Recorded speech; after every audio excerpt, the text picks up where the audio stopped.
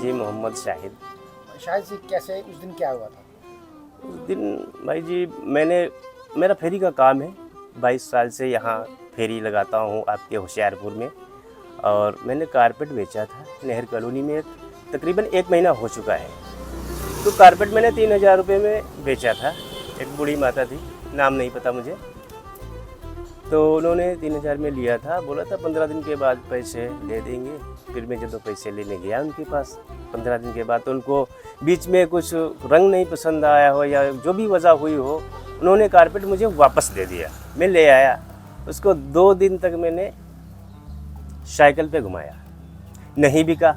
फिर मैंने उसको जहाँ रहता हूँ उसी रूम में उसको साइड में रख दिया। मैं कहा कोई ग्राहक लगेगा कारपेट का, फिर इसको बांध के ले जाऊँगा, तो रख दिया। इतने में मैं बांधा भी नहीं। 15 दिन फिर मैं गया नहर कॉलोनी, तो माता ने पूछा कि बेटा क्या कारपेट वो बिक गया या नहीं? मैंने कहा कारपेट तो नहीं बिका है। क्यों, क्या बात? उन्होंने कहा, थोड़ा मायूस हो गए। उन्होंने बोला कि कारपेट में बेटे पैसे थे मेरे। मैंने कहा अच्छा पैसे थे, कितने थे? उन्होंने कहा थे 34-35 हज़ार। तो मैं कहा कोई बात नहीं माता, मैं मुसलमान हूँ और अगर कारपेट में आपके पैसे होंगे शाम को जाके चेक करूँगा तो वो पैसे तुम्हारे हैं, मेरे नहीं। ये कह के मैं वहाँ से चला आया। हालांकि माता ने थोड़ी देर बिठाया भी, 10-5 मिनट मुझे। फिर मैं अपना टाइम देखते हुए मैं वहाँ से आ गया। आते ही मैंने पहला नंबर उसको कारपेट को चेक किया, क्योंकि मेरा ध्यान था उसी में। तो उसमें बेशक निकले 34,000 रुपये। फिर माता का नंबर भी मेरे साथ में ले आया था। मैंने रात को नंबर नहीं लगाया माता को, सुबह नंबर लगाया। मैं कहा माता जी तुसी तसल्ली से बताओ कि जो है तुम्हारे पैसे कितने थे उसमें। तो माता जी ने मुझे बताया बेटा 35 या 34 थे, क्योंकि बूढ़ी थी, थोड़ा ध्यान से उतर गई। और फिर जो है मैंने कहा माता 34,000 है रुपये। तो माता ने भी मान लिया, कहा बेटा 34 ही हैं।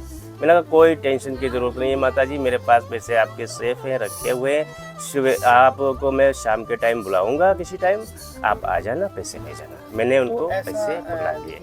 नहीं, ऐसा विचार नहीं है, क्योंकि हम इस्लाम को मानने वाले हैं। हमें बताया गया है कि रोज़ी कमाने के 2 रास्ते हैं, एक तो सही है, दूसरा गलत है। अगर आप गलत रास्ते से रोज़ी लोगे तो मैं सही रास्ते वाली नहीं दूंगा, अल्लाह कहता है।